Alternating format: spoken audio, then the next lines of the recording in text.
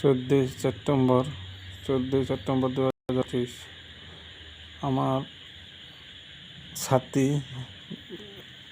যে কাপড়টা আছে সেটা ছিঁড়ে দিয়েছে এবং লিপ দিয়ে কেটে দিয়েছে এরকমভাবে, এবং